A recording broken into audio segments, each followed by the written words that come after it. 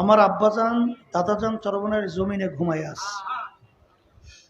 আমার আব্বাজান বলতেন, দিনই মাহফিলে প্রথম থেকে শেষ পর্যন্ত থাইকা বাড়ি বিদায় হয়ে চলে গেলে আমল নামার মধ্যে কম পক্ষে হলো 50 লক্ষ নেকি, এরকম জমা হতেই পারে না। আব্বাজান অনেক সময় বলতেন, আসলে আমরা ওলামায়ে কেরাম নেকির বয়ান করি ঠিক, কিন্তু আসলে অনেকের নেকির গুরুত্ব আসে নাই বা আসে না। কারণ এখানে বলা হয়েছে কমপক্ষে 50 লক্ষ নেকি আমল নামায় জমা হবে, ঠিক না? যদি কেউ এই মাহফিল থেকে যাওয়ার পরে কোনো দোকানে এই লক্ষ লক্ষ নেকির বিনিময়ে 1 কেজি চাউল কিনতে চায়, কোনো দোকানদার 1 কেজি চাউল দিবে?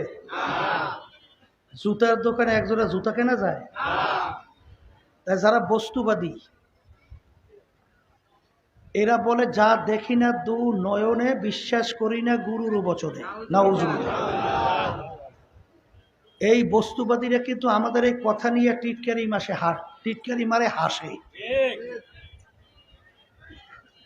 তারা মন্তব্য করবে যে লক্ষ লক্ষ নেকি পাওয়া যাবে দুনিয়ার সমস্ত কাজকর্ম বাদ দিয়ে এই গরমের মধ্যে সব কিছু ফালাইয়া ঘামাইতে আছে, ঠিক না? এই নেকি দিয়ে 1 কেজি চাউলও পাওয়া যায় না, এই নেকি দিয়ে করব কি? এক শ্রেণী আছে না নাই? শোনেন, বাংলাদেশের টাকার কিন্তু একটা মূল্য বাংলাদেশে আছে না নাই? কিন্তু বাংলাদেশের টাকা লন্ডনে যে সচরাচর ওর মাধ্যমে কিছু কেনা যায়? ওর মূল্য তো আছে বাংলাদেশে। লন্ডনের পাউন্ড, ওইটার মূল্য লন্ডন। আমেরিকার ডলার মূল্য আমেরিকায়। কুয়েতের দিনার মূল্য কুয়েতে। সৌদির রিয়াল। এই মূল্য কোথায়? বাংলাদেশের টাকার মূল্য বাংলাদেশে। তাই নেকিরও কিন্তু একটা ভিন্ন বাজার আছে। সেই নেকির বাজারটা দুনিয়াতে চিরতরে চক্ষু বন্ধ, নেকির বাজার চালু। তখন একটা নেকির কত মূল্য হবে? আল্লাহ রাব্বুল আলামিন বলছেন, ফামান ইয়ামাল মিসকালা যাররাতিন খায়রান ইয়ারা ওয়া মান ইয়ামাল মিসকালা যাররাতিন শাররান ইয়ারা। যাররা শব্দ ব্যবহার করা হয়েছে, কাপড় ধুইয়ে নিগড়ে রোদে ঝাড়া দিলে লক্ষ লক্ষ রেণু দেখা যায়। এক একটা রেণু বলা হয় যাররা। এই পরিমাণ সব থাকলেও ফল ভোগ করা যাবে, এই পরিমাণ গুনাহ থাকলেও তার ফল ভোগ করা লাগবে। তখন একটা নেকির যে কত মূল্য, যার ঠেকা বাজবে সেই একমাত্র বুঝবে নেকির কত মূল্য। কথা ঠিক কিনা? এখন এই নেকি সংগ্রহের জায়গা কোথায়? বলেন দুনিয়া কোথায়? আচ্ছা, এখন তো যারা আসছেন নিয়ে যাদের সহি লক্ষ লক্ষ নেকি আল্লাহ আমলনামায় দান করবে, ঠিক না? কিন্তু কিয়ামতের ময়দানে একটা নেকি ঠেকা বাজলে সারা কিয়ামতের ময়দানে ঘুরিয়ে একটা নেকি পাওয়া যায়? আল্লাহ রাব্বুল আলামিন কিয়ামতের ময়দানের অবস্থান বুঝাতে দিয়ে বলেন, ইয়াউমা ইয়াফিরুল মারউ মিন আখিহি ওয়া উম্মিহি ওয়া আবিহি ওয়া সাহিবাতিহি ওয়া বানিহি লিকুল্লি ইমরিইম মিনহুম ইয়াউমা ইযিন শা'নুন ইউগনি। মা পর্যন্ত সন্তানের পরিচয় না দিয়া সন্তান থেকে মা ভাইগে যাবে। এই কথা কি আমি বলছি? কোন পীর মুফতি মুহাদ্দিস বলছে? কে বলছে? তাহলে যেই কঠিন মুহূর্তে মা পর্যন্ত সন্তানের পরিচয় দেবে না, তাহলে আর মায়ের চেয়ে আপন কে থাকবে? কে আছে? নাই, থাকবেও না। তাহলে ওই মুহূর্তে নেকি সংগ্রহের কোনো সুযোগ নাই। এখন কথা হলো, বস্তুবাদী এবং নাস্তিকদের দল এরা কিন্তু দেখবেন বলে, দুনিয়া কা মজা লে লো দুনিয়া তুমহারা হ্যায়। দুনিয়াটা হলো আনন্দ ফুর্তির জায়গা, চিত্ত বিনোদনের জায়গা। এখানে যতবার আনন্দ ফুর্তি উপভোগ করে নাও। ওই যে আমাদের কথা ইঙ্গিত করে বলি, ওলামায়ে কেরাম বলে, এই মিয়া দুনিয়া থেকে বিদায় নিয়ে যদি খোদা না না মনে হয় কবরে যাও 99 বিষাক্ত সাপ সূর্য দিয়া ফিরেইবে আগুন জাহান্নামের আগুনে এসে কবর ভরে যাবে। এই যে শোনো, এগুলো একটা দূরের বাধ্য। ধরে বলেন নাউজুবিল্লাহ। আমি আমার ভাইদেরকে বলবো, পর্দা আলে মা বোনরা যারা শুনতেছেন, এই কথা বোঝার জন্য, বোঝার জন্যই আল্লাহ রাব্বুল আলামিন মানুষের ব্রেন দান করছে, জেহেন দান করছে। কথা ঠিক না ভাই? সে পাগল, তার উপরে কোনো শরীয়ত আছে? তার উপর কোনো নেকি আছে? কোনো গুনাহ আছে? কোনো সাজা, কোনো যাজা, কোনো শাস্তি, পুরস্কার কেন নাই? ওর চক্ষু নাই, ওর হাত নাই, ওর পাও নাই, ওর অঙ্গ প্রত্যঙ্গ কোনটা পার্থক্য? কোনো পার্থক্য নাই। কিন্তু ওই যে ব্রেনটা, যার মাধ্যমে ভালো মন্দ বিবেচনা করা যে শক্তিটা, পাওয়ারটা নষ্ট হয়ে গেছে। পাওয়ার নষ্ট হওয়ার কারণে ওর উপরে কোনো বাদ বিচার নাই। কিন্তু যার ব্রেন ঠিক আছে, সে যদি কোনো একটা অপরাধ করে, সারে থাকে না দর খায়? কি দর খায় কি খায় না? বুঝা গেল আল্লাহ রাব্বুল আলামিন আপনাকে আমাকে এই বুঝের জন্য ব্রেন দান করছে, জেহেন দান করছে। যারা ব্রেন জেহেন থাকা অবস্থায় যারা নাস্তিকদের পদাঙ্ক অনুসরণ করবে, ওই মানুষটা সম্পর্কে আল্লাহ বলছেন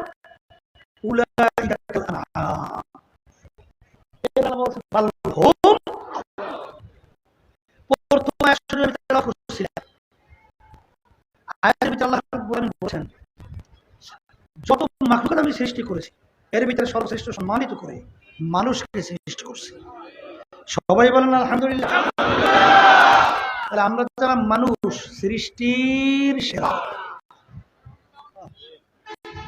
তাহলে সৃষ্টির সেরা কোন মানুষ? আর একটু আগে যে আমি শুনাইলাম এক শ্রেণী মানুষ চতুষ্পায় জানোয়ার এর মতো, এরপরে আল্লাহ বলেন তার চেয়েও খারাপ। অন্য আয়াতে বলছেন যত মাখলুকাত আমি সৃষ্টি করছি এর ভিতরে সবচেয়ে নিকৃষ্ট মাখলুকের নাম হলো শূকর। এক শ্রেণী মানুষ আছে শূকরের চেয়েও খারাপ। কি বলছেন?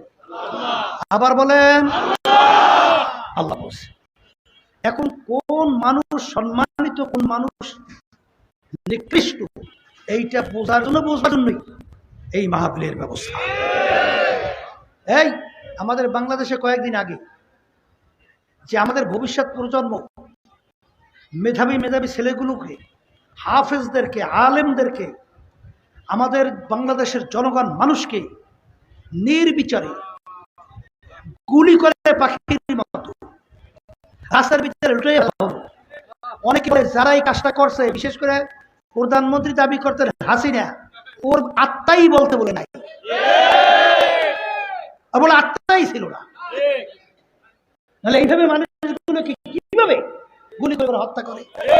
কোন মানুষ আরেক মানুষকে এরকম হত্যা করতে পারে? তাহলে বুঝা গেল ওদের আত্মাই নাই।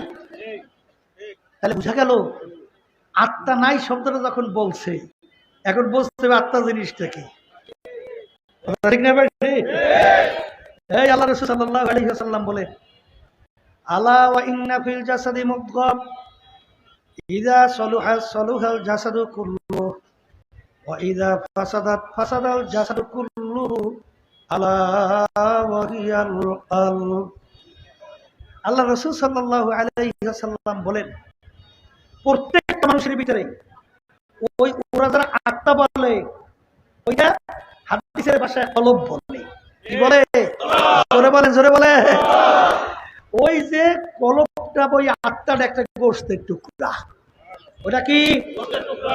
এই গোশতের টুকরাটা যখন ভালো হয়ে যায়,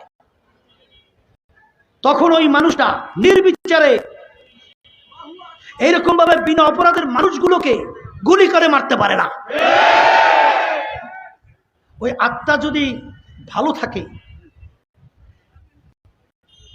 সেই মানুষগুলো কখনোই বাংলাদেশে আমার রিক্সাওয়ালা বাচ্চারা রাস্তায় রিক্সা চালায়, তাদের মাথার থেকে ঘাম টপ টপ করে পড়তে থাকে, সেই রিকশার উপরে একটা ভ্যাট ট্যাক্স আছে না নাই? সরকারি ফান্ডে জমা হয়, আর ওরা ক্ষমতার চেয়ারে বসা যাদের আত্মা আছে তারা কোনোদিন এই টাকা পাচার করে বিদেশে পরম্পরা তৈরি করতে পারে। তাহলে বুঝা গেল ওদের আত্মা নষ্ট হয়ে গেছে। কি নষ্ট হয়েছে? ওই যে বস্তুর টুকরা কলম কি হয়েছে? নষ্ট হয়ে গেছে। এই কলম কি জিনিস? আত্মা কি জিনিস? ওমর ফারুক রাদিয়াল্লাহু তাআলা আনহু আল্লাহ রাসূল সাল্লাল্লাহু আলাইহি ওয়াসাল্লামকে কতল করার জন্য খাপ থেকে তরবারি বের করে রওনা করছেন, জানেন না? জানেন না? আচ্ছা, ওই ওমর ফারুক রাদিয়াল্লাহু তাআলা আনহু ওই কলব তার পরিবর্তন হইয়া ভালো হওয়ার কারণে ওই তরবারি নিয়েই রাজপথে প্রথম ইসলামের পক্ষে নারায়ে তাকবীর স্লোগান দিয়ে নেমে গেছিল। আচ্ছা বলেন তো, একটু আগে আল্লাহ রাসূলকে কতল করার জন্য রওনা করছে, সেই ওমর যে এখন ইসলামের পক্ষে, আল্লাহ রাসূলের পক্ষে, সাহাবায়ে কেরামদের পক্ষে, ইসলাম দ্বীনের পক্ষে নারায়ে তাকবীরের স্লোগান দিয়ে রাস্তায় নামছে। আচ্ছা, বাহ্যিক ওমর দেখতে তার কি পার্থক্য হইছে? চক্ষু আগে আসলে দুইটা, এখন কয়টা? আগে হাত আসলে কয়টা, আর এখন পা আসলে কয়টা, এখন? তাহলে কোন জায়গায় পরিবর্তন হয়েছে? বলেন বলেন বলেন। ওই আত্মা কল পরিবর্তন হওয়ার কারণে এখন সে এক পর্যায়ে যখন জেরুজালেম রওনা করছে, আমি বাংলাদেশে 200 দেশের রাজা, 500 দেশে তিনি পিঠের ভিতরে বসা গোলাম উঠে রশি টানতেছে। ওই আত্মা পরিবর্তন হওয়ার কারণে তার বিবেকে নাড়া দিল যে গোলাম সেও তো মানুষ, আমিও তো মানুষ। গোলাম রৌদ্রের ভিতরে পুইয়া আমার কালো হয়, আর আমি ছায়ার নিচে থাকবো, এটা হয় না। ডাক দিয়ে বলে, গোলাম এখন তুমি উটের পিঠে ওঠো, আমি উটের রশি টানবো। কি বুঝলেন? কি পরিবর্তন আসছে না? আসে নাই? পালাক্রমে পরিবর্তন করে উটের রশি টানে। জেরুজালেম যখন পৌঁছলো তখন উটের রশি টানার পালা পড়লো আমিরুল মুমিনিন ওমর রাদিয়াল্লাহু তাআলা। লোকজন অভ্যর্থনার জন্য অপেক্ষা আছে। আহলান সাহলান আমিরুল মুমিনিন, মারহাবা মারহাবা। এইটা বলতে বলতে উটের কাছ থেকে আমিরকে নামাবার জন্য গেল। উটের পিঠ থেকে গোলাম ডাক দিয়ে বলতেছেন, আমি না, আমির উটের রশি টানতেছে। কি পরিবর্তন হয়েছে? আবার বলেন। এই কলব পরিবর্তনওয়ালা মানুষ যদি একটা সমাজ পরিচালনা করে, ওই সমাজটা একটা বেহেশতি পরিবেশ পরিণত হয়। দেশ পরিচালনা করলে ওই দেশটা একটা স্বর্ণের দেশে পরিণত হয়। কথা ঠিক কিনা? এই জন্য আমি আমার ভাইদেরকে বলবো, পর্দা আলে মা বোনরা যারা শুনতেছেন, ওই যে গোশতের টুকরো কলব, ওইটা ভালো না হওয়া পর্যন্ত দুনিয়াতেও ওর কল্যাণ নাই, আখেরাতেও কোনো কল্যাণ নাই। আজকে এই যারা জুলুম করছে, একটু আগে আমাদের সভাপতি বক্তব্য রাখছে, শোনেন না? এই কি বলতে আসছিল শুনছে তো? কথা তো আর বাড়াবো না। বুঝতে হবে সমাজের ভিতরে এক শ্রেণীর মানুষ, ওদের আচার আচরণ এত খারাপ, মানুষ মন্তব্য করে কুত্তার চেয়েও খারাপ। আমার আচার আচরণ এত ভালো, ওর ব্যাপারে মন্তব্য করে ফেরেশতার মতো চরিত্র। নাক কান অঙ্গ প্রত্যঙ্গে পার্থক্য নাই। ওই কলব নামক যে আত্মা গোশতের টুকরা, ওইটা ভালো হওয়ার কারণে লোকটা ভালো, আর ওইটা খারাপ হওয়ার কারণে। আর ওই আত্মা পবিত্র ভালো না কইয়া কেউ যদি খোদা না কাছে দুনিয়া থেকে বিদায় নিয়ে কবরে যান, যেই আশা এখানে আসছেন জান্নাত থেকে বাঁচবেন, বেহেশতে যাবেন, আল্লাহ বলতেছেন ইল্লা মান আতাল্লাহ বিকলবিন সালিম। ভালো পরিষ্কার পরিচ্ছন্ন ছাড়া পবিত্র জায়গা বেহেশতের মধ্যে হয় না। আমাদের কাছে বড় বংশ, ভালো বংশ, এগুলো মূল্য আছে?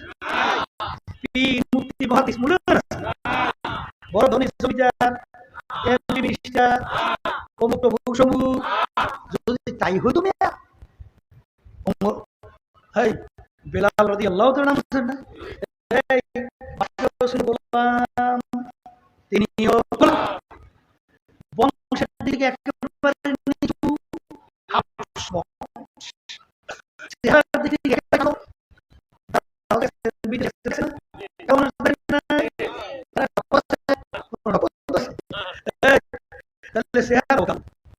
শিক্ষার দিক থেকে বললাম নিজে কষ্ট কথা জানে, পয়সার দিক থেকে নিচু, আচ্ছা শিক্ষার দিক থেকে নাই, বংশের দিক থেকে নাই, সৌন্দর্যের দিক থেকে নাই, পয়সার দিক থেকে নাই, ওদের দিকে আবার জামান ছিল তোপলা, কি গুণ আছে? কোনো গুণ আছে? কিন্তু তার সম্মান দুনিয়াতে কেমন, আখিরাতে কেমন? আল্লাহ রাসূল সাল্লাল্লাহু আলাইহি ওয়াসাল্লাম সবে মেরাজে গেছে, আল্লাহর হাবিব শুনতেছে বেহেশতের ভিতরে খরমের আওয়াজ। আল্লাহ রাসূল সাল্লাল্লাহু আলাইহি ওয়াসাল্লাম বলেন, ভাই জিবরাইল, বেহেশতের ভিতরে কিসের খরমের আওয়াজ? জিবরাইল আলাইহিস সালাম বলেন, আল্লাহ রাসূল, আপনার বেলালের খরমের আওয়াজ। হ্যাঁ, বেলাল রাদিয়াল্লাহু তাআলা যখন ওমর রাদিয়াল্লাহু তাআলা মজলিসের ভিতরে ঢুকতেন, অনেক সময় ওমর ফারুক রাদিয়াল্লাহু তাআলা তার সম্মান সূচক শব্দ ব্যবহার করতেন, সাইয়্যিদানা বেলাল, আমাদের সরদার বেলাল আসছে, আমাদের সরদার বেলাল আসছে। এইটা কোন দিক থেকে তার এই সম্মান বাড়ছে? চেহারার দিক থেকে, শিক্ষার দিক থেকে, বংশের দিক থেকে, যোগ্যতা দক্ষতার দিক থেকে, কোন দিক থেকে? কলম ভালো হওয়ার কারণে সম্মান বাড়ছে। জোরবেলার কথা ঠিক না? এই জন্য আমার বাচ্চাদেরকে বলবো, পর্দারে মা বোনেরা শুনেছেন, দেশে যাওয়ার জন্য কলম পরিষ্কার লাগবে। দুনিয়ার ভিতরে মানুষ সম্মান করতে হয়, পাইতে চান, ওই কলম পরিষ্কার করা লাগবে, ঠিক না বেঠি?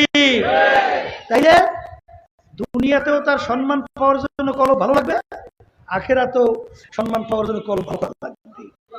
এখন এই কলম ভালো করার জন্য অনেকের আমাদের গুরুত্ব নাই। গুরুত্ব আছে?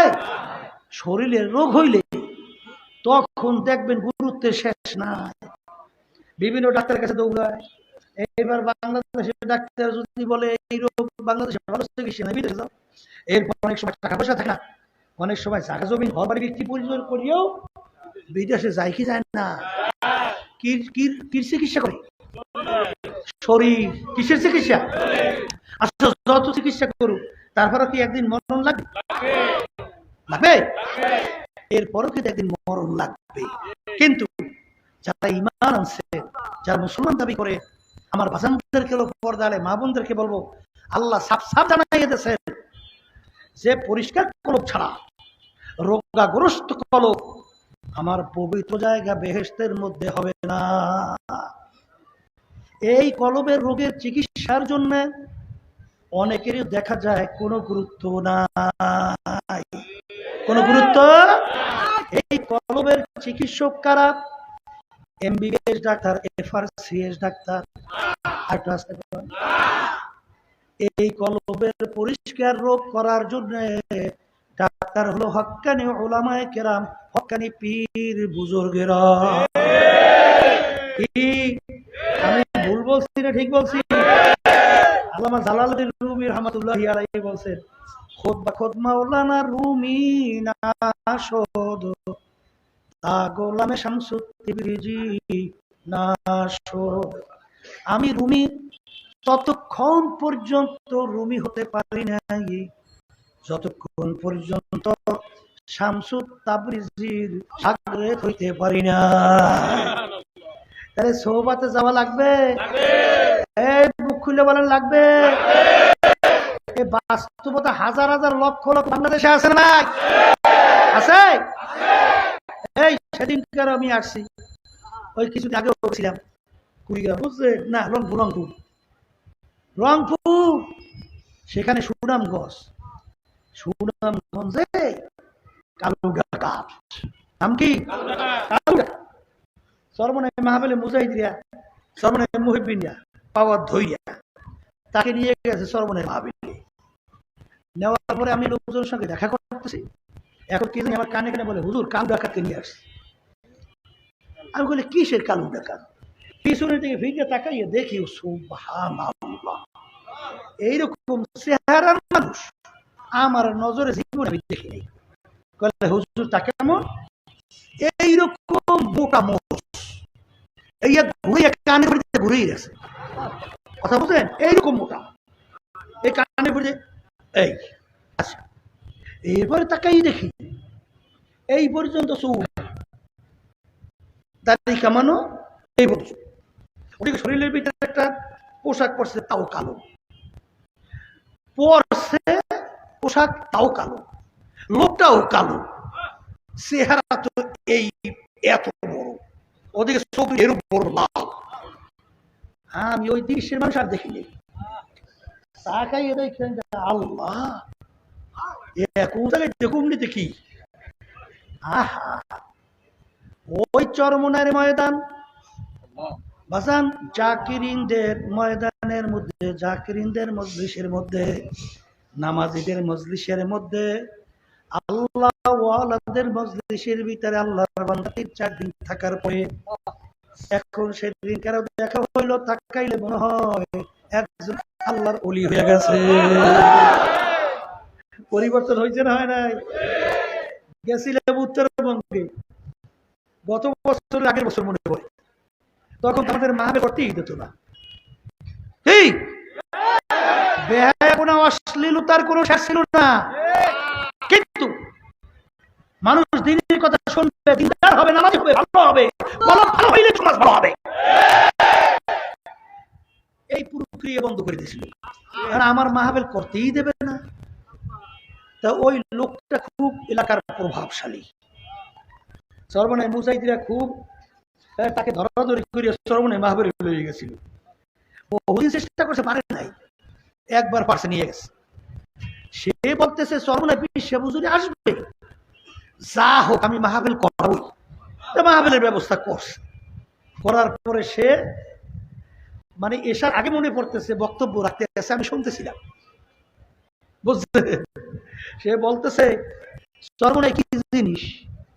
সে বলতেছে আমার জীবনে আমি কোনদিন পশ্চিম দিকে সেজদা দেই নাই, জীবনে আমার পশ্চিমে সেজদা দেই, কিন্তু সর্বপ্রথম চরমনায়ের ময়দানে যাওয়ার পরে এই সর্বপ্রথম পশ্চিম দিকে আমি সেজদা দিছি।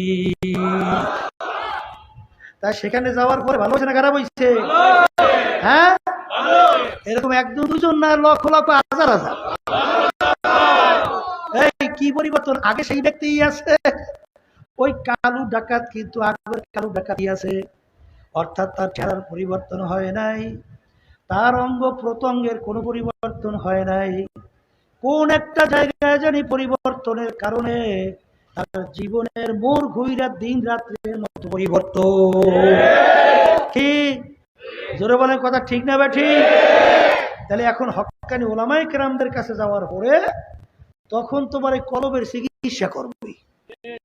চিকিৎসা আবার আর কলবের চিকিৎসার গুরুত্ব আগে পরে যা দিছো, তার ইতিহাস পড়লে দেখবেন ইব্রাহিম বিন আদহাম রাহমাতুল্লাহি আলাইহি বলকে বাদশা ছিলেন। এক মুসাফির তার বাড়ির দরজা যেয়ে বলতেছে আমি বাদশার সঙ্গে দেখা করব। তাই যে কোনো রাস্তার মুসাফির বাদশার সঙ্গে দেখা করা যায়?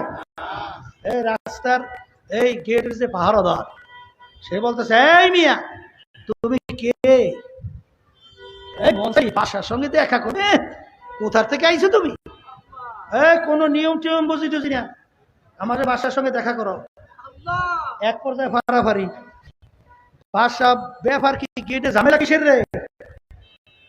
তখন পাহারাদার বলে যে হযরত কোথা থেকে একটা পাগলা আইছে, ও কোনো নিয়ম টিয়ম মানে জানে না, আপনার সঙ্গে দেখা করবি, দে সাইরে দে, দেখে যাইয়ে সালাম দিয়েছে।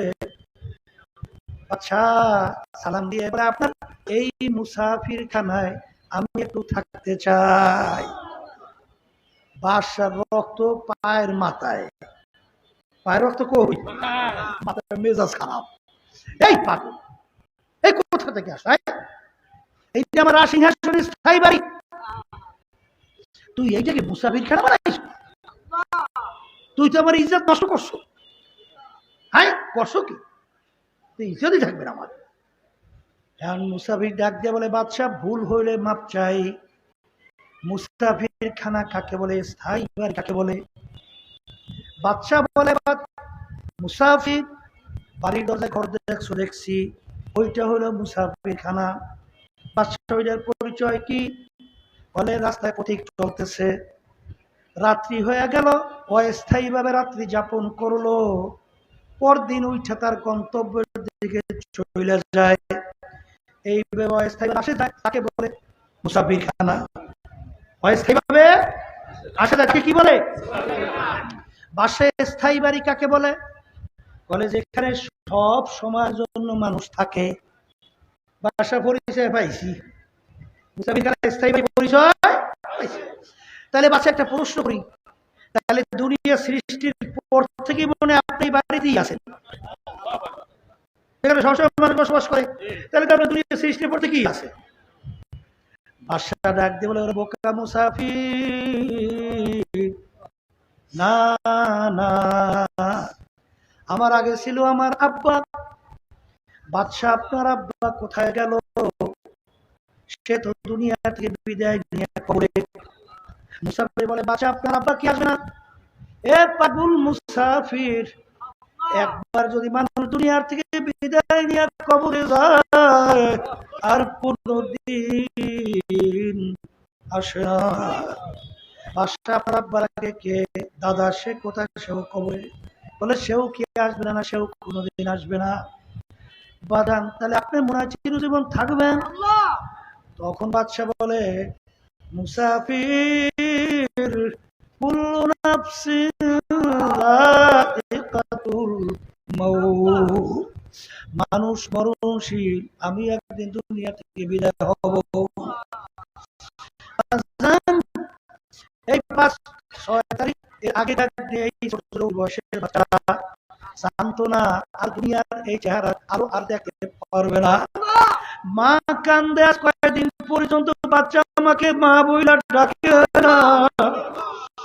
এইভাবে তার জীবন এরকম বিলীন হবে কেউ জানে না। ও মুসাফির, মানুষ মরণশীল, আমি একদিন বিদায় হব। বাদশা, তাইলে আপনি কি আবার ফেরত আসবেন? ওরে পাগল মুসাফির, না না, একবার যদি মানুষ দুনিয়া থেকে বিদায় নিয়ে কবে যায় আর কোনদিন ফেরত আসে না। মুসাফির হামে হাসাবা হ্যায়, কবর আখের ঠিকানা, कोई आगे रवाना है, कोई पीछे रवाना। বলার সঙ্গে সঙ্গে বাদশার চিন্তার পরিবর্তন ঘটে গেল। আমি কোন দুনিয়ার পিছনে পড়লাম, কোন বাদশাহের পিছনে পড়লাম, কোন সম্পদের পিছনে পড়লাম, কোন সম্পদের পিছনে পড়লাম। আর এ তো দেখতে না দেখতে শেষ হলো, আর আখিরাতের জিন্দেগি শুরু হবে, আর কোনো দিন শেষ না। এই চিন্তা ভাবনা কইরা কলব পরিষ্কার করার জন্য বাদশা নাইমা গেল ডাক্তারের তালাশে। বাজান, হক্কানি আলেম, হক্কানি পীরের কাছে গেল, হুজুর আপনার কাছে আসছি, তাওবা খালেস করছি, হুজুর আপনি আপনার আত্মার চিকিৎসা করেন। হুজুর, আমি যেন আল্লাহর খাস বান্দা হইয়া ঈমানকে মজবুত কইরা আল্লাহর হুকুম নবীর তরিকা অনুযায়ী চইলা দুনিয়ার থেকে বিদায় নিয়ে যেন কবরে যাইতে পারি। হুজুর তাকে এমন কষ্টের দায়িত্ব দিল, বাদশা তাকে দায়িত্ব দিল লাকড়ি বোঝা টানার জন্য। রাস্তার ভিতরে লাকড়ি টানে, গাম টপ টপ টপ টপ কইরা পড়ে। কারণ তিনি চিন্তা করছেন, আজকে এক শ্রেণী আমার বাজানরা মেম্বারি পাওয়ার জন্য, চেয়ারম্যানি পাওয়ার জন্য, এমপি পাওয়ার জন্য, বড় বড় অফিসারের পদ পাওয়ার জন্য, বাজান সম্পদ সম্মান পাওয়ার জন্য অনেক সময় রাত্র দিন পর্যন্ত ঘুম হয় না, পাগলের মতো দৌড়াদৌড়ি করে। ঠিক আমার বাজানদেরকে বলবো আখিরাতের মধ্যে সম্মান পাওয়ার জন্য বেহেশত, যেই বেহেশতে একবার ঢুকলে আর কোনো বের করা যাবে না, সেই বেহেশতে ঢোকার ব্যাপারে গুরুত্ব অনেকে আমাদের না, কিন্তু তাদের তো ছিল। তারা বলতেছে হযরত যত কষ্ট দেবে আল্লাহর খাস বান্দা না হইয়া কবরে যে শুইতে চাই না। বাজান মান জাদা ওয়াজাদা, যে চেষ্টা করে সেই জিনিস সে পেয়ে যায়। এ দুনিয়াদার পাগল, ছাত্র যদি কষ্ট করে পড়াশোনা না করে, ওস্তাদের পিটান পিটান দুই একটা না খায়, ছাত্র কিন্তু ভালো ফলাফলের আশা করা যায় না। ডাক্তারের কাছে অপারেশন করে, অনেক সময় ছুরি দিয়ে কাটে, রক্ত বের হয়, কষ্টের কোনো শেষ নাই, তারপরেও যায় কেন? একটু সুস্থ থাকার জন্য। এ কবরের যাত্রীরা, আল্লাহ রাব্বুল আলামিন বলেন ইল্লা মান আতাল্লাহ বিকলবিন সালিম, পরিষ্কার স্বচ্ছ কলব ছাড়া আমার পবিত্র জায়গা বেহেশতের ভিতরে আমি দেব না। কলব নিয়ে আমার মালিকের দরবারে হাজিরা দাও। আমার মালিক বলে ফেরেশতা, আমি বান্দাবাদীকে বড় আউস কইরা শখ কইরা বানাইছি, আমি ওদেরকে আশরাফুল মাখলুকাত হিসেবে ঘোষণা দিছি। আরে একটা বড় আল্লাহু আকবার পাখি, ওই পাখি একটা বড় বাঘকে ভয় করে না, পিঠের ভিতরে পোকা খায়। একটা বড় বড় গরুকে ভয় পায় না। একটা সাপ বড় গরু অনেক সময় পায়ে পেঁচ দিয়ে দুধটাই না খায়, ওই সাপটা বড় গরুটাকে ভয় পায় না। আর তোর মতো 3.5 একটা মানুষ যখন ওই পাখিটা দূর থেকে দেখে, ফুরুত করে আকাশের ভিতরে চইলা যায়, সাপটা ফস করে জঙ্গলের দিকে দৌড় দেয়, বাঘটা পাগলের মতো উঠে দৌড় দেয়। কারণ আমার মালিক সমস্ত মাখলুকাতের রূহকে একত্রিত কইরা তোমার আমার পরিচয় দিয়েছিল, আমার আশরাফুল মাখলুকাত মানুষ, আমি এদেরকে মহব্বত করি, তোরাও সবাই সমান করিস। কিন্তু দুনিয়াদার পাগল, এক আল্লাহর ওলি বাঘের ভিড়ে সওয়ার হইয়া বিষাক্তরা হাতের ভিতরে নিয়া লোকালয়ের ভিতরে যখন ঢুকলো, আর লোকজন বাঘ দেখা সাপ দেখা বাজার দৌড়ায় পালায়, আর ওই আল্লাহর ওলি ডাক দিয়া বলে, হে দুনিয়াদার পাগল, সাপ দেখা ভয় পাও, বাঘ দেখা ভয় পাও, শোনো শোনো, যেই আল্লাহর বান্দা বান্দি আমার মাওলাকে ভয় পায়, ওই বান্দা বান্দিকে সমস্ত মাখলুকাত ভয় পায়। বাজার আরে দাদাজানের কথা শুনছিলাম, ঘটনা দাদাজান বয়ান করতেছিলাম, ডাক দিল, ওরে মানুষ, তোরা তো আমাদের কথা শুনলিও না, বুঝলিও না, চললিও না, কিন্তু একটা গরুকে যদি বলি গরু আমাদের কথা শুনবে, একটা গরু দূরে দাঁড়ানো যখন দাদা হাত ধরে ডাক দিল গরুর দিকে আয়, ডাকের সঙ্গে সঙ্গে গরু রশি ছিঁড়া দৌড়ে এসে দাদাজানের সামনে দাঁড় হইয়া গেল। দাদাজান বলতেছে, ওরে মানুষ,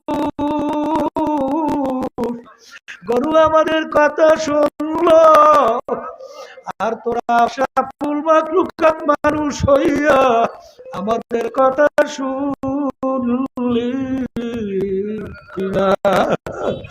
এই জন্য আমার বাজানদেরকে বলবো, পর্দালে মা বোনদেরকে বলবো, বাজান ওই গোষ্ঠী টুকরা কলব পরিষ্কার করে কবরে যাওয়া রাখবে, কারণ ওই কলবের ভিত্তি করে সম্মান বাড়ে এবং কমে। এ দুনিয়াদার পাগল আমার বাবারা, কোন দুনিয়ার পিছনে পড়ছ, কোন সম্মান কোন সম্পদের পিছনে পড়ছ, কোন সম্মানের সৌন্দর্যের পিছনে পড়ছ, কোন ক্ষমতার পিছনে পড়ছ, মাঝে মাঝে একটু চক্ষু বন্ধ করে একটু মুরাকাবা করো হাকিকত। तो दुनिया पे खबर है, दुनिया की नुमाइश पर नजर है। বাজার দুনিয়া কিন্তু একেবারে ফাঁকি। যার যত বয়স হয়েছে একটু পিছনের দিকে তাকাইয়া দেখেন, মনে হয় যেন সব কালকের ঘটনা। ল্যাংটো দৌড়দৌড়ি করছিল, এখন মনে পড়ে কি পড়ে না। মুরব্বীরা লাঠি নিয়ে থাবড়ায়, লড়াই তো ও বেশি ডুবাইলে গায়ে জ্বর হবে। বাজান লুকাইয়া লুকাইয়া পালাইয়া ডুবাইটা এখনো মনে আছে, বুঝলাম না কি হবে তা জানি না। এখনো মনে পড়ে সেদিনকার ঘটনা। ওদিকে আয়নার সামনে যখন চেহারার দিকে তাকাই, দেখি কাঁচা দাড়ি গুলা পাইকা গেল, আরে দাঁত পইরা যায়, চুলগুলা পাইকা যায়, শরীর দুর্বল হইয়া যায়। আর সেদিনকার ঘটনা দেখতে না দেখতে মনে হয় সব ঘটনা শেষ হয়ে গেল। এই যে আমার বাজানদেরকে বলবো, পর্দালে মা বোনদেরকে বলবো, দুনিয়া কিন্তু আরামের জায়গা না। আর দুনিয়া দারুল মেহনে ওয়ালা, দুনিয়া কষ্টের জায়গা, মুসিবতের জায়গা।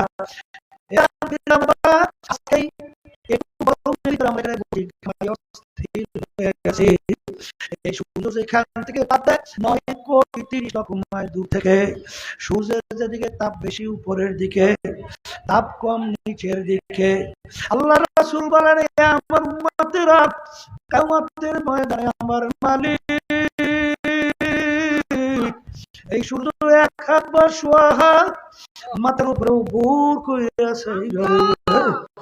সাইরে দিয়ে আমার মালিক বলবেন, এ সূর্য তোর ভিতরে যত তাপ আছে ছাড়ো। নাফরমান বুঝুক আল্লাহ কেমন। আমি ওদের বিচার চাইয়া চাইয়া দেখছি, আরে ও যখন ওর মার পেটের ভিতরে ছিল, দুনিয়ার কেউ ওর আপন ছিল না। তখন আমি ইচ্ছা করলে ওকে আমি ন্যাংরা কইরা বানাইতে পারতাম, অন্ধ কইরা বানাইতে পারতাম। আজকে একজন আমার সঙ্গে রাস্তার ভিতরে দেখা করলো, বাজার দুইটা চক্ষু নাই। আল্লাহ, আমার মালিক তোমাকে আমাকে এরকম অন্ধ কইরা বানাইতে পারতো। আরে বাজার বোবা মানুষ আলো করে তোমার আমার সামনে চিল্লায়, আরে কথা বলতে পারে না। এই কথা বলার নেয়ামত দান করলেন আমার মাওলা, চক্ষু দিয়া দেখার নেয়ামত দান করলেন আমার মাওলা। বাজান কত পঙ্গু মানুষ, হাত নাই পাও নাই অমুক নাই সমুক নাই, তোমাকে আমাকে এত সুন্দর সুরাতে তৈরি করলেন মায়ের পেটে কে? আমার না রক্ত তোমাকে পান করাইয়া তোমাকে এত সুন্দর সুরাতের মানুষ বানাইল।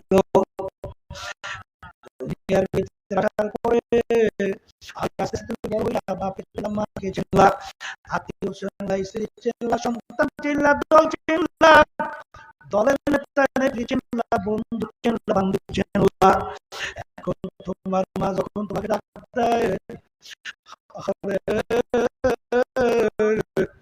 তখন তুমি মাকে ডাকো, মায়ের কলিজার ঠান্ডা হয়ে যায়। আবার ডাকো, আবার কলিজাও ঠান্ডা, বন্ধু হইয়া ডাকো, বন্ধু কলিজাও ঠান্ডা। আরে ডাকো ঠান্ডা। আমার মালিক বলেন এনে খারাপ, যেই জবান দিয়ে তোর বাপকে ডাকলি, মাকে ডাকলি, বন্ধুকে ডাকলি, নেত্রীকে ডাকলি, ওই জবান দিয়ে যদি একবার তুই আল্লাহ